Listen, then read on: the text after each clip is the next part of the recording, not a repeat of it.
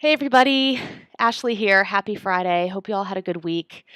Hope you don't mind embracing a little bit of chaos with me today. I tried to do this vlog outside and the Florida sun is melting my computer screen and melting me. So, husband and I just moved the other day. Welcome to our place. A little chaotic. That's my couch and that's our TV thing and whatever, I feel a little chaotic, but it's okay. It's all good.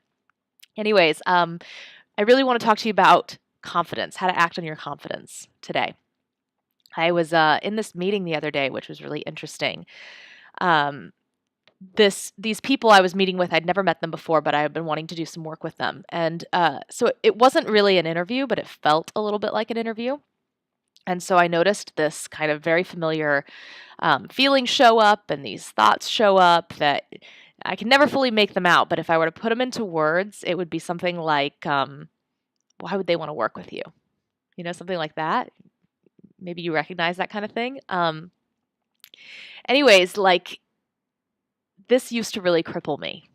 This would show up and then it would become a self-fulfilling prophecy because it would show up, I would panic, and so I'd start tripping over my words. And then the more I was tripping over my words, the more I'd be proving this thing to myself. And it was just a downhill spiral. And nowadays, this doesn't have any effect on me anymore. It's kind of just like noise, or it's just a feeling. It doesn't, the meeting went really well, and I ended up getting the work, so it was great. But I realized like that was a big journey that I'd been on, and so I wanted to kind of take you on that journey a little bit and just share with you what I learned personally for myself, and the kind of conclusions that I came to along the way.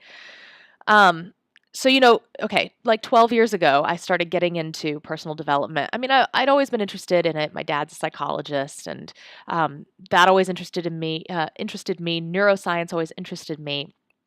And my friend introduced me to that really popular movie called The Secret about the law of attraction, which I found really fascinating at the time. And I just thought, wow, this makes so much sense. Like, all I need to do is reprogram my mind, look at all my beliefs and my negative thoughts and all this stuff, and just reprogram my mind so that I can attract the things into my life that I really want. And I drank the Kool-Aid. I got super into it and started I had my journal and my positive affirmations and wrote out all of my belief systems and that kind of thing. Anyways, it was super fun. I felt pumped up a lot of times. But it also was a lot like an addiction. And eventually I kind of got to this point where I realized that, wow, I was spending a lot of time trying to reprogram my mind. And frankly, like what I learned along the way, becoming a coach and all of these kinds of things, what I learned along the way, mostly from my experience, is there's no delete button in the human nervous system, right? So I was spending all this time trying to reprogram my mind and making these thoughts and these emotions my priority, and I actually wasn't achieving the goals and the results that I wanted to achieve in my life because I was so focused on this kind of stuff.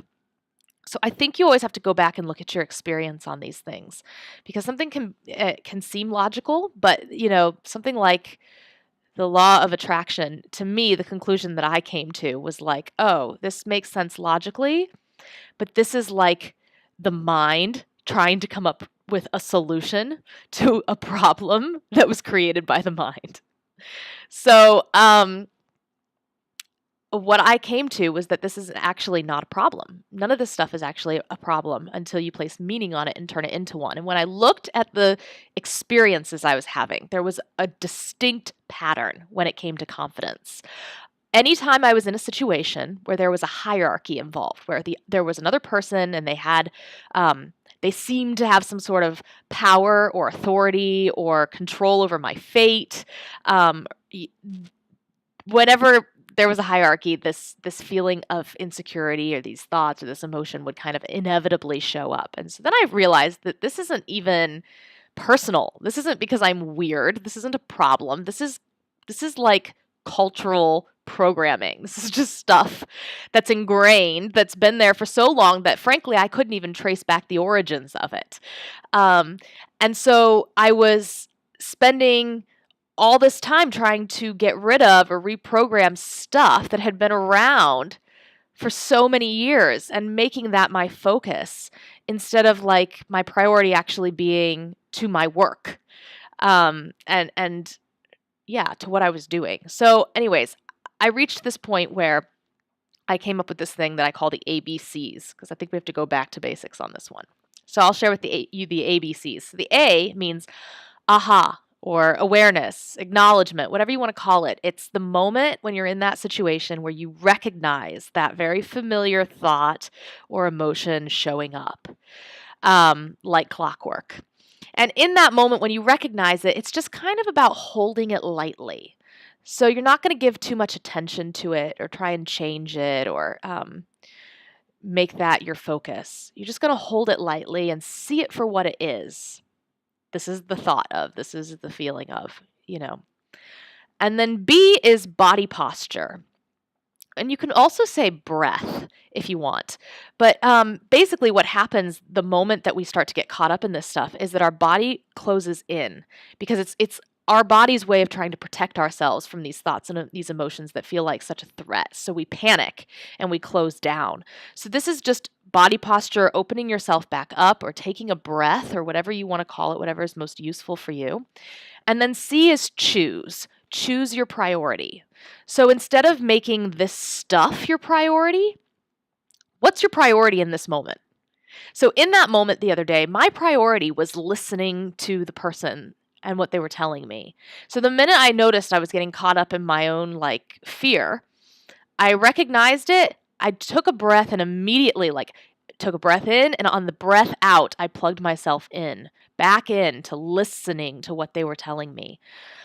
So the priority might be different depending on the situation you're in. It might be listening. It might be like very mindfully or intentionally focusing on what you're doing. It might be trying to act on the quality of bravery or however you want to show up, whatever your intention is about how you want to act and who you want to be in that moment. So, but the point is that you choose the priority of the situation instead of choosing to make this stuff the priority or the problem.